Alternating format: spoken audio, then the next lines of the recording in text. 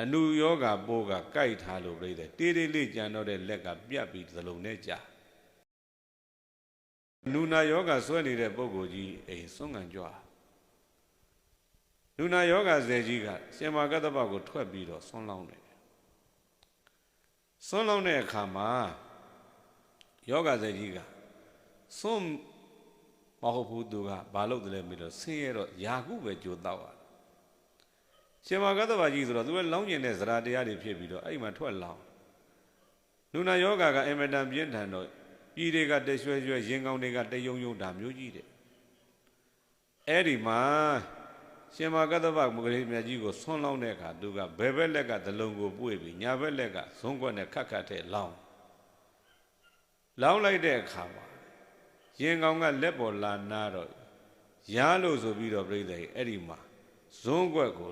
ဇလုံးနဲ့ပြန်ထည့်ပြီးရင်ကောင်းပြန်အောင်လက်ကိုခါလိုက်တော့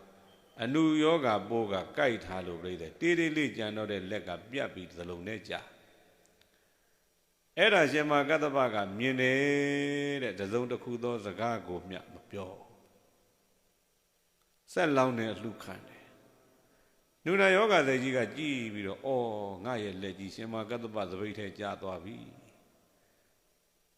နှိုက်ပြီးတော့ယူမယ်ဆိုရင်လည်းပို့ပြီးတော့ယွန်စရာတစ်ဖွဲဖြစ်မှာမို့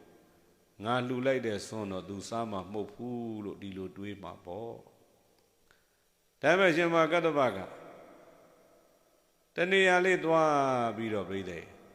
ထိုင်ပြီးတော့မှအဲ့ဒီအနုလက်ကလေးကိုဘေးဖယ်ပြီးတော့အဲ့ဒီယာကုကိုဖုံးပေးတယ်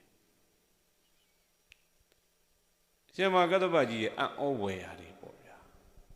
အဲ့ကြောင့်ဆွမ်းနဲ့ပတ်သက်လာရင်သူကရသမျှရောင်ရဲတယ်ရောင်ရဲခြင်းရဲ့ဂုဏ်တွေကိုလည်းသူကပြောဆိုလေးရှိတယ်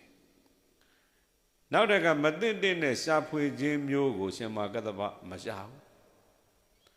မရလို့လည်းပဲမတောင်းတဘူးရလို့လည်းပဲမမောပြီးတော့တွေ့တာနေတာမျိုးသူမဖြစ်ဘူးတဲ့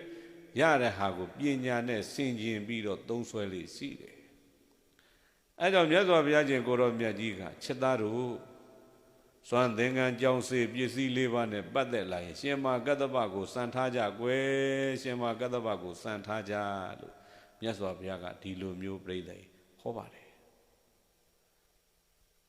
စွမ်းသင်္ကန်းကြောင်းစေပစ္စည်း၄ပါးလူတွေဆိုရင်တော့စာဝတ်နေရေးပေါ့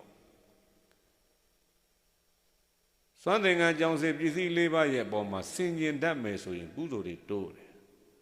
စွမ်းသင်္ကန်းကြောင်းစေပစ္စည်း၄ပါးပေါ်မှာမဆင်ခြင်တတ်ဘူးဆိုရင်အကုသိုလ်တွေများတယ်လူတွေလည်းဒီတိုင်းပါပဲစာဝတ်နေရေးရဲ့အပေါ်မှာပြိတဲ့ဒါကိုမှီပြီးတော့မှကုသိုလ်တွေဖြစ်ကြအကုသိုလ်တွေဖြစ်ကြရတာကိုအခုလည်းပဲရှင်မကတ္တပကိုရောမြတ်